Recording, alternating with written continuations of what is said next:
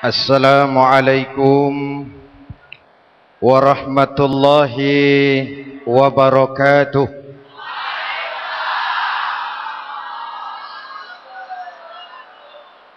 Alhamdulillahi rabbil alamin. Wassalatu wassalamu ala asyrafil mursalin Sayyidina wa maulana Muhammadin wa ala alihi wa sahbihi ajma'in, amma ba'du. Saudara-saudara kaum muslimin yang berbahagia, hadirin, kesempatan malam ini saya ingin cerita akhirat saja. Sudah pernah ke akhirat belum? Mau? Kalau mau saya daftar, besok berangkat. Salah satu rukun iman yang 6, percaya kepada adanya akhirat. Satu saat alam ini akan hancur sehancur-hancurnya. Bumi, gempa, gunung meletus, air laut tumpah ke darat, planet-planet bertabrakan, halilintar menyambar, angin topan bertiup. Semua yang bernama hidup mati, itu kiamat. Lalu kita akan dibangkitkan di padang mahsyar, dibangkitkan dari kubur kita masing-masing. Dan subhanallah, pada saat bangkit dari kubur itu, keadaan muka kita ini menurut satu riwayat berubah menurut amalan kita masing-masing. Jangan heran nanti ada yang dibangkitkan dari kuburnya itu mukanya berubah jadi muka tikus. Hebat sekali. Badannya badan manusia, tangannya tangan manusia, mukanya muka tikus. Sebab apa?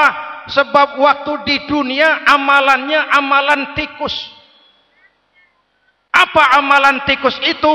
Suka menggeragoti barang yang disimpan rapi-rapi.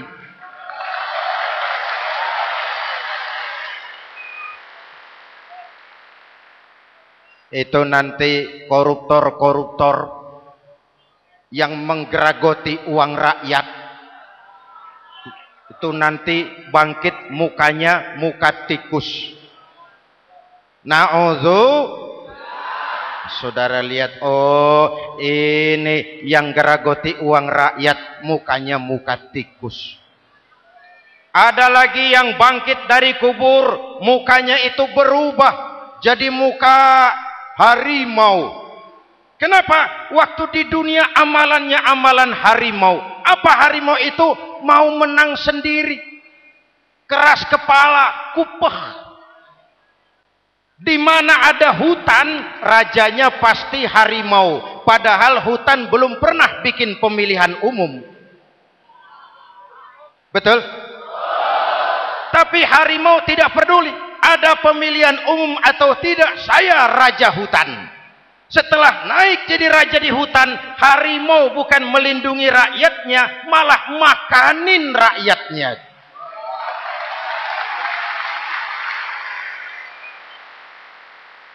Orang-orang yang mau benar sendiri.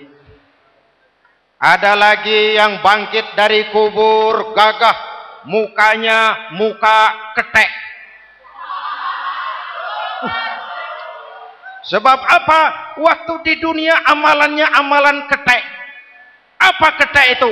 Rakus, serakah, tamak. Coba, ketek itu kasih pisang dimakan, berikan lagi, pegang, berikan lagi, kakinya yang megang, temannya diberikan, masih dirampas juga. Ketek.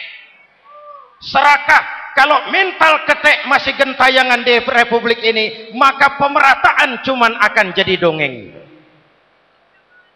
Kaum muslimin yang berbahagia, pada saat itu di akhirat nanti, setiap orang sibuk dengan urusannya sendiri-sendiri. boleh jadi setiap kita lalu akan dimintakan pertanggungjawaban jawab. Boleh jadi orang tua tidak sempat lagi mengingat anaknya, saudara tidak lagi sempat memikirkan saudaranya.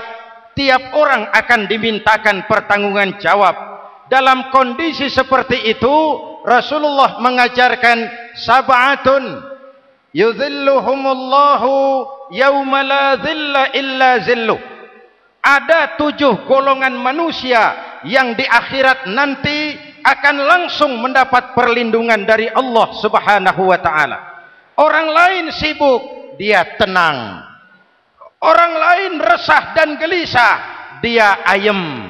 Kenapa? Mendapat perlindungan dari Allah. Sebab ketika di dunia ia memberikan perlindungan kepada orang banyak. Siapa mereka? Mudah-mudahan kita termasuk salah satu di dalamnya. Mencari perlindungan Allah lebih-lebih dalam situasi sekarang ini. Pertama, imamun adil. Yang akan mendapat perlindungan langsung dari Allah adalah pemimpin yang adil. Sebab apa? Pemimpin yang adil melindungi banyak rakyat, maka pantas di akhirat dilindungi oleh Allah Subhanahu. Kita ini kan zon politikan. Kita ini makhluk yang tidak mungkin hidup sendiri-sendiri. Untuk melaksanakan hajat bersama, kita memerlukan pemimpin. Memilih pemimpin itu tidak sulit. Dalam fikih, ketika sholat, itu dijelaskan bagaimana cara memilih imam. Siapa yang diangkat jadi imam? Pertama, a'lamuhum. Orang yang paling alim di kampungmu siapa? Angkat jadi imam. Yang paling alim, paling menguasai persoalan sehingga bisa membawa bangsa keluar dari kesulitan. Pemimpin yang bisa menyelesaikan masalah, bukan yang menimbulkan masalah.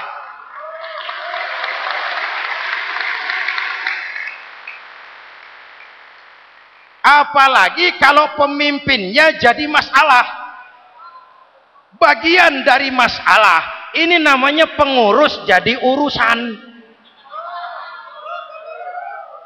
A'lamuhum. Pak, di kampung saya ada 2 orang, alimnya sama. Yang mana yang jadi imam? Afsahuhum, yang lebih fasih lidahnya, yang paling pandai menyuarakan aspirasi rakyatnya, punya sense of crisis. Yang satu alim tapi pelo. Yang satu alim tidak pelo, yang tidak pelo jadi imam. Kenapa? Tidak sah orang fasih bermakmum kepada imam pelo. Pak, ini imam pelo, makmum pelo semua. Sah. Namanya kampung pelo. Aduh Pak, ini 2 orang alimnya sama, fasihnya sama. Yang mana yang jadi imam? Aktsaruhum sinnan, yang lebih tua umurnya, senioritas baru dihitung. Lahirnya bareng Pak. Yang mana yang jadi imam? Awaluhum hijratan, yang lebih dulu tinggal di situ, yang punya semangat nasionalisme yang tinggi, yang cinta kepada bangsa dan rakyatnya. Sudah ada imam, sudah, ayo azan. Apa azan itu? Proklamasi. Salat mau dimulai. Sudah azan? Sudah. Qobliyah 2 rakaat. Qobliyah. Apa qobliyah itu? Dulu ada namanya panitia persiapan kemerdekaan Indonesia. Qobliyah. Sudah qobliyah? Sudah. Luruskan shaf. Atur barisan yang lurus. Rapatkan barisan. Apa ini? Bentuk pemerintahan yang kompak, bersih, berwibawa. Jangan sesama elit saling tawuran.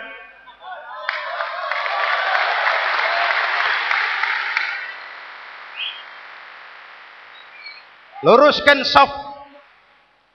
Lalu shaf yang terdepan hendaknya diisi orang yang sedikit alim.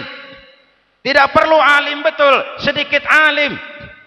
Maksudnya apa? Kalau imam keliru dia bisa tegur. Kalau imam salah dia bisa tegur. Kalau imam batal dia bisa gantikan. Ini wakil-wakil makmum. DPR, DPRD. Wakil-wakil makmum. Sudah. Ayo imam, pimpin sholat. Sepakati dulu, kita mau sholat apa? Rakaatnya berapa? Surah yang mau dibaca apa? Pakai sujud tilawah apa tidak? Supaya makmum tidak kaget-kagetan. Rakyat harus dikasih tahu pemimpinnya mau kemana, visinya apa, supaya makmum ikutnya ikhlas. Jelas? Hadirin yang saya hormati, kita memerlukan pemimpin yang adil, yang menaungi rakyatnya, sehingga dengan demikian nanti mereka akan dinaungi langsung oleh Allah Subhanahu. Mudah-mudahan Allah memberikan kepada kita rakyat dan bangsa Indonesia ini pemimpin yang adil. Saya yakin perjalanan waktu akan mengantarkan kita di mana orang-orang akan terbuka topengnya sehingga akan jelas mana pembela rakyat, mana penyengsara rakyat.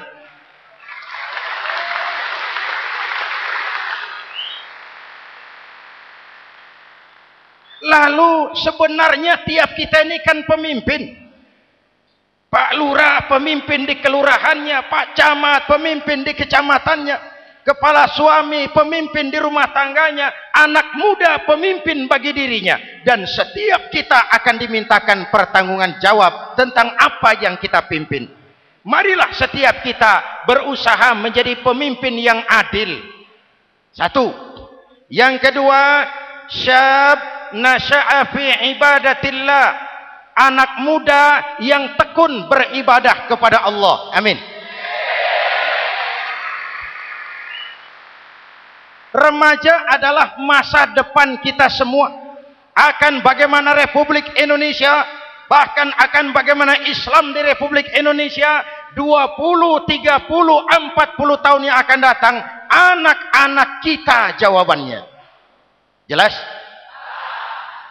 Maka menghancurkan Islam tidak usah menyegel masjid, tidak usah menutup pesantren, tidak perlu melarang pengajian, cukup dengan meracuni remaja dan pemuda Islam, menjauhkan mereka dari agama dan ulama. Kalau mereka sudah jauh dari agama dan ulama, tinggal menunggu pergantian generasi.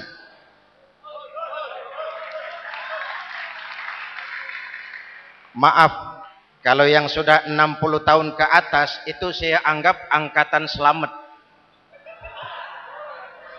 Generasi tanda seru.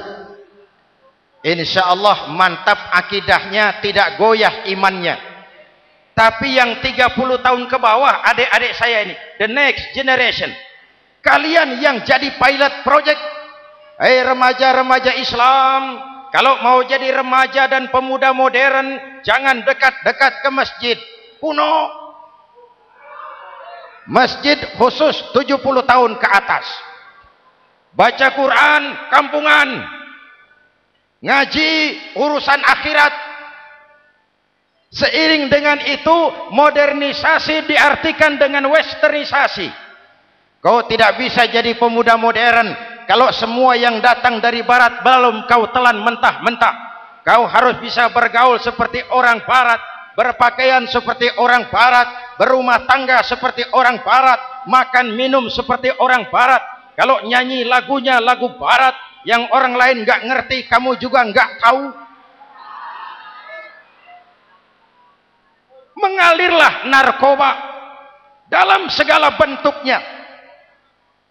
Maka muncullah generasi-generasi santai, generasi-generasi salon yang mencoba mencari pelarian hanya dengan kesenangan sesaat, tapi menghancurkan masa depan yang pasti.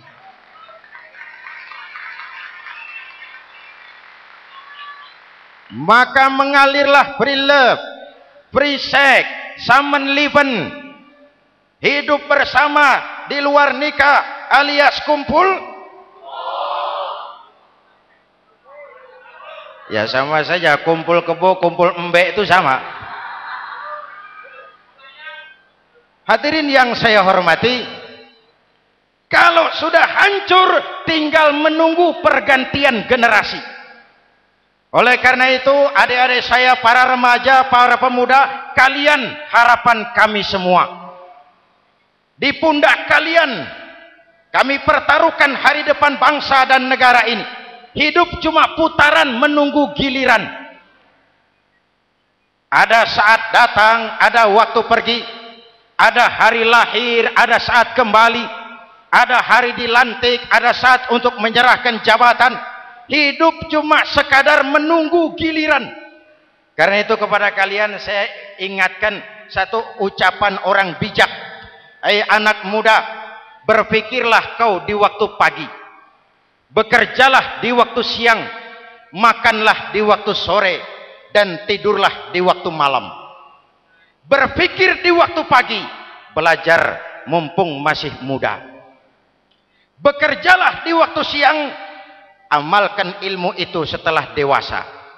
Makanlah di waktu sore, hari tua tinggal menikmati hasilnya. Tidurlah di waktu malam, matilah dengan tenang. Kalau pagi kau tidak berpikir, nanti siang kau tidak akan bisa bekerja. Kalau siang tidak kerja, nanti sore mau makan apa? Kalau sore tidak makan, alamat malam enggak bisa tidur.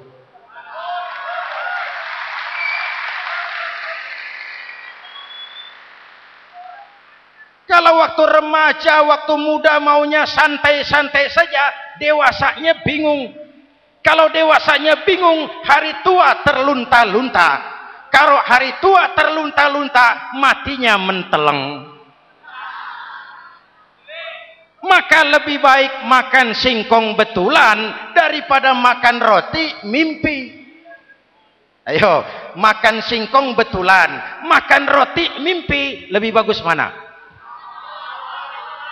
Lebih bagus makan roti betulan. Kalau perlu, lebih baik sekolah sambil dagang koran, sekolah sambil parkir mobil, sekolah sambil semir sepatu, daripada petatang peteteng tanpa prospek hari depan yang ada artinya.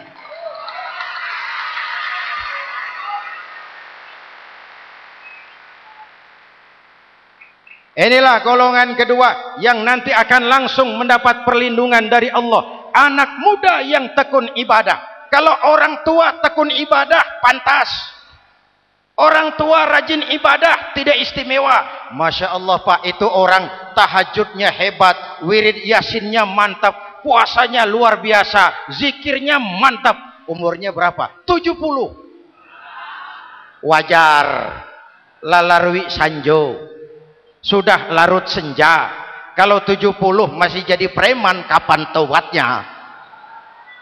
Tapi kalau ada anak muda, darahnya masih mengalir dengan panas, keinginannya masih sejuta khayal, dia bisa salurkan di jalan Allah, itu amat disukai Allah, dan itu akan mendapat perlindungan langsung dari Allah Subhanahu.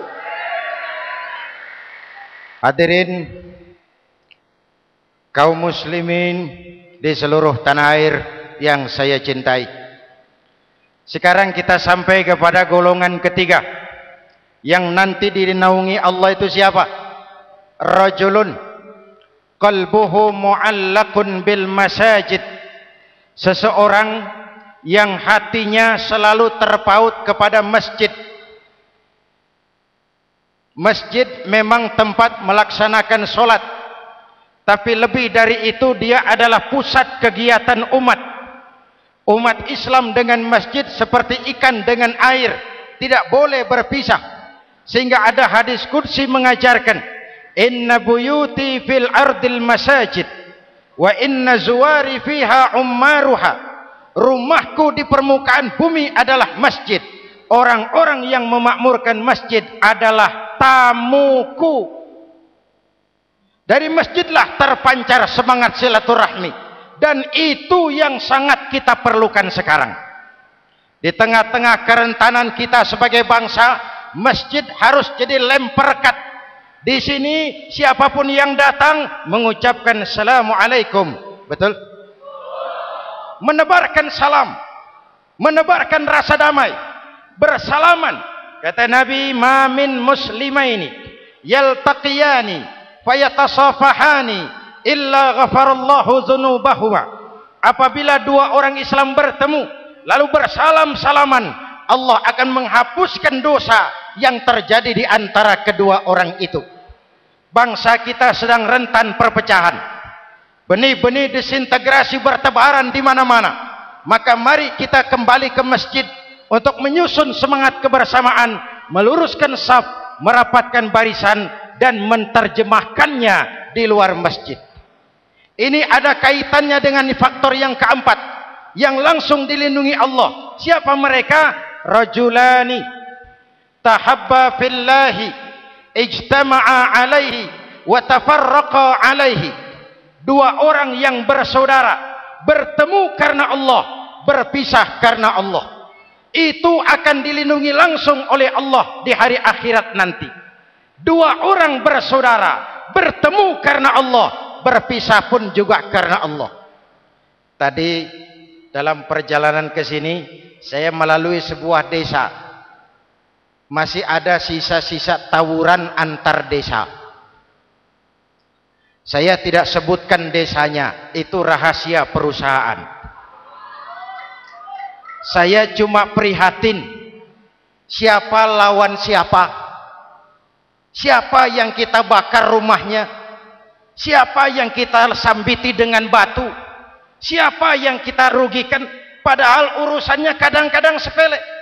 Di satu desa misalnya cuma urusan kaset jadi tawuran antar desa.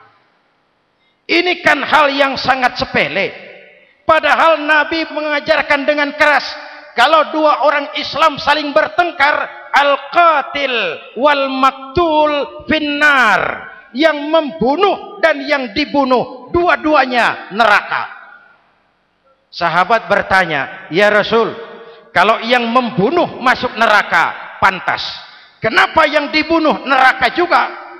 Rasulullah senyum lalu berkata, yang dibunuh pun sudah punya niat membunuh, cuma keduluan dibunuh. Andai kata tidak dibunuh, dia yang akan membunuh. Mari kita renungkan, kenapa sebagai bangsa kita seperti tercabut dari akar budaya kita. Kita jadi beringas, kita jadi brutal untuk hal yang sepele.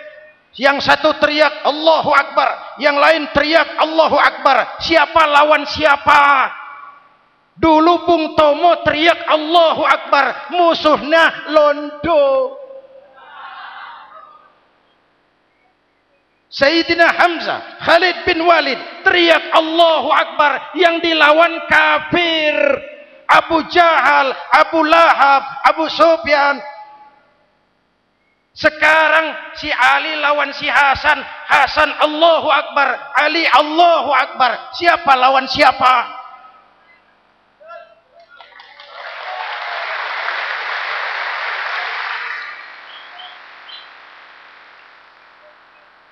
Kenapa kita jadi begitu mudah menggunakan nama Tuhan untuk melampiaskan ambisi pribadi? Kenapa Allahu Akbar yang begitu sakral kita lepas cuma untuk pelampiasan sebuah dendam? Dua orang yang bersaudara, bertemu karena Allah, berpisah karena Allah. Itu ukurannya. Kau di jalan Allah, kau saudaraku. Keluar dari jalan Allah, selesai persaudaraan sampai di sini.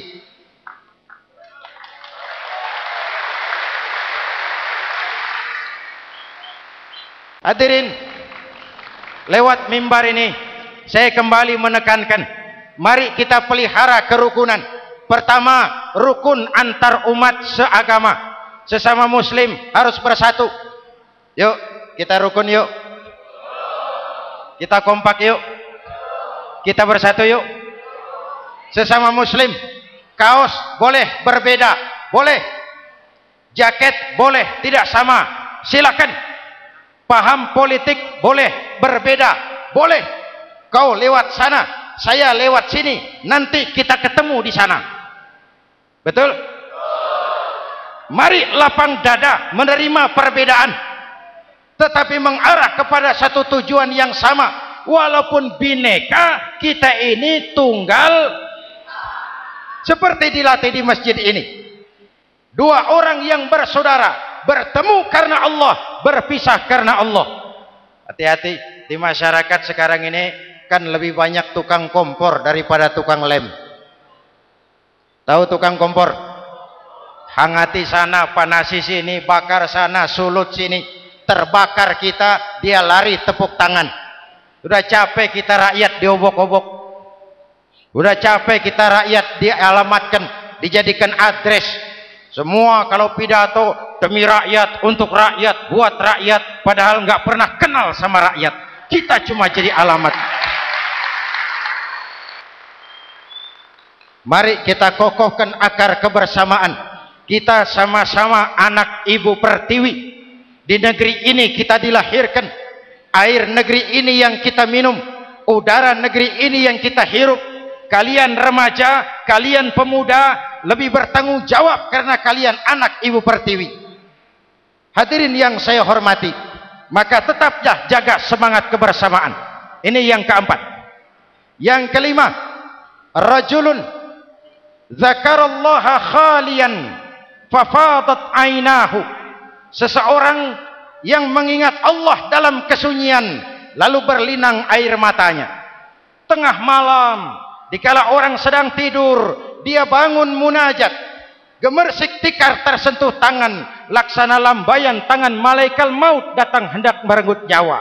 Terbayang dosa yang pernah dia kerjakan, air mata berurai membasahi pipi tanpa terasa. Orang yang munajat semacam itu nanti langsung mendapat perlindungan dari Allah Subhanahu. Saya pernah baca hadis qudsi, merinding bulu kuduk saya mendengar hadis qudsi ini. Terbayang Indonesia saya, Indonesiaku, Indonesiamu, Indonesia kita semua. Apa kata Allah dalam hadis qudsi? Inni la ahammu bi'azabi ibadi. Kadang-kadang aku muak melihat tingkah laku manusia. Aku kepengen turunkan azab. Kalau azab turun di bumi, kita sudah merasakan banjir di mana-mana.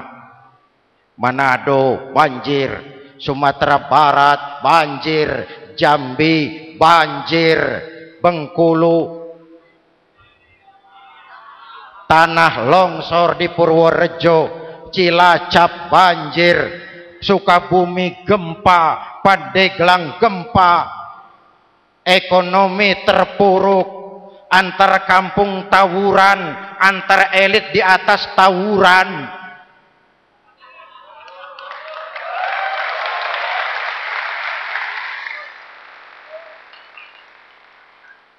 Hutang numpuk.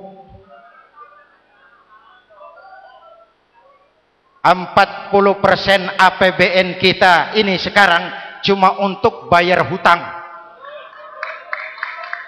Itu pun dengan asumsi dolar 7.000, 9.000, artinya sekitar 50% APBN kita untuk bayar hutang. Untungnya sekarang ini yang agak menolong, harga minyak membaik di pasaran internasional. Hadirin yang saya hormati, ini lagi ngomong apa saya sih? Aku pengen turunkan azab, tetapi kata Allah, ketika aku melihat orang-orang tua yang sujud di keheningan malam, bayi-bayi tanpa dosa masih menyusu, binatang ternak melata mencari makan, murkaku surut, azab aku tarik kembali. Ayo renungkan hadis ini. Allah mau marah nggak jadi, azab ditarik, kesulitan diangkat, pertolongan datang, ada yang meredam murka Allah. Allah mau marah nggak jadi. Kenapa? Orang-orang tua yang tengah malam sujud sambil berlinang air mata, itu yang meredam murka Allah. Yang ikhlas menangis kepada Allah, bukan menangis berdasarkan pesanan. Ini kan sekarang apa yang nggak bisa dipesan? Istighosah pesanan, demo pesanan, 10.000 berangkat. Ngerti apa enggak urusan soal lain.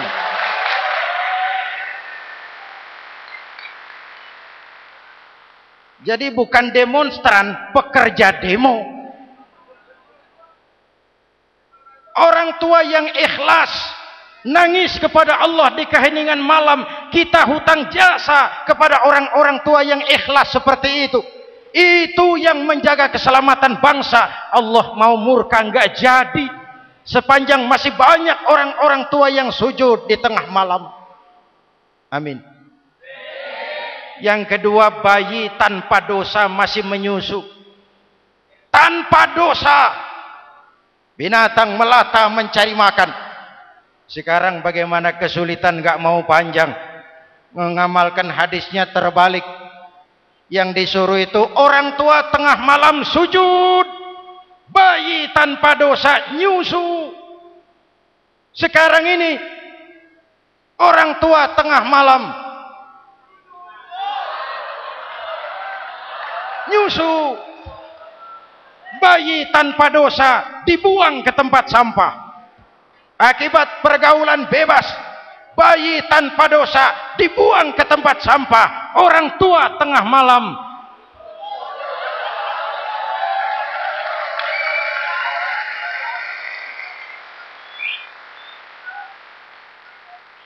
hadirin. Yang keenam, rajulun da'athum ra'atun zatu mansibin wa jamalin ila nafsiha faqala inni akhafullaha rabbal alamin. Orang yang bermoral dibujuk rayu oleh perempuan cantik, lalu dia berkata, maaf, saya takut kepada Allah. Orang bermoral yang merasakan kehadiran Allah dekat dalam hidup. Umpama waktu puasa, saudara sholat zuhur, sebelum sholat saudara berwudu, ketika berkemur saudara korupsi, sedikit airnya saudara minum. Jangankan polisi, teman wudu sebelah pun tidak tahu kalau waktu berkemur saudara korupsi. Kenapa kita tidak mau melakukan? Ada rasa malu kepada Allah. Ini yang perlu kita tumbuh kembangkan, rasa malu kepada Allah Subhanahu wa taala. Yang ketujuh, rajulun tasaddaqa bi sadaqatin fa akhfaha. Orang yang bersedekah lalu disembunyikan sehingga tangan kiri tidak tahu apa yang diberikan oleh tangan kanan. Orang yang punya kepedulian tinggi tetapi ikhlas menolong yatim, membantu sesama dalam rangka menegakkan masyarakat yang adil dan makmur. Mari kita mohon kepada Allah, semoga kita semua senantiasa dalam perlindungannya di dunia ini dan lebih-lebih di akhirat nanti. Al-Fatihah. A'udzubillahi minasyaitonir rajim. Shiratal ladzina an'amta 'alaihim ghairil maghdubi 'alaihim waladdallin. Amin. Bismillahirrahmanirrahim. Alhamdulillahirabbil alamin. Allahumma shalli ala Muhammad wa ala alihi wa sahbihi ajmain. Rabbana taqabbal minna salatana wa siyamana wa qiyamana wa takhashu'ana wa ta'abbudana wa tammim taksirana ya arhamar rahimin. Allahumma ja'alna minas su'ada'il maqbulin wa la taj'alna minal ashqiya'il mardudin. Rabbana zalamna anfusana wa illam taghfir lana wa tarhamna lanakunanna minal khasirin. Afdalu ma qultuhu ana wan nabiyyuna min qabli la ilaha illallah.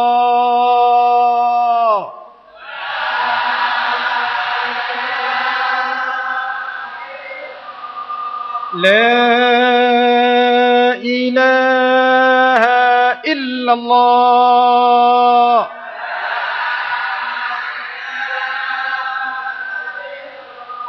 Muhammadur Rasulullah.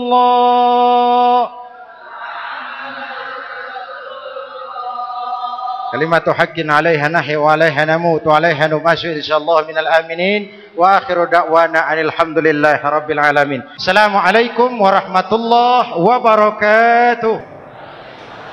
Ya Sayyidi ya Rasulullah.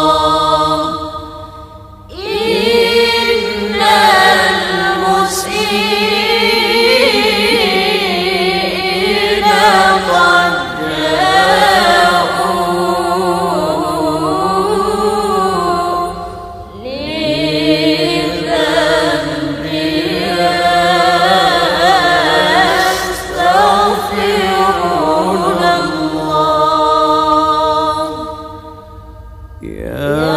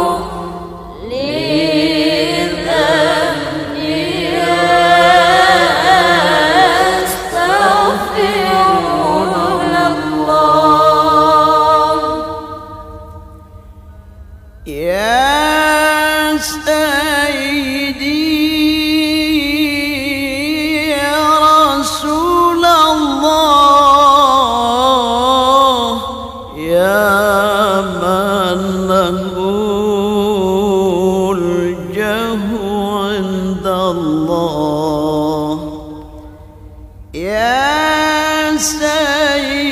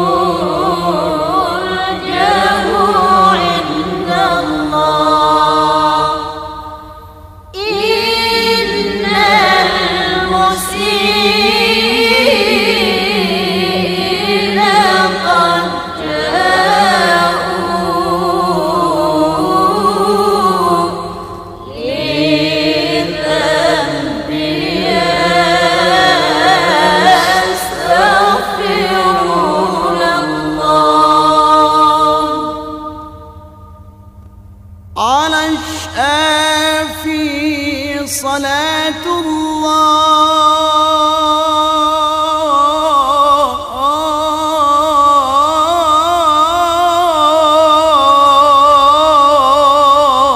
الله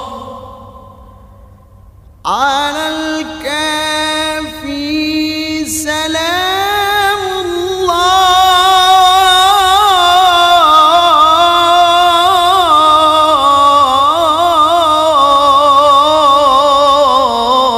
الله على النبي سلام الله وصلاته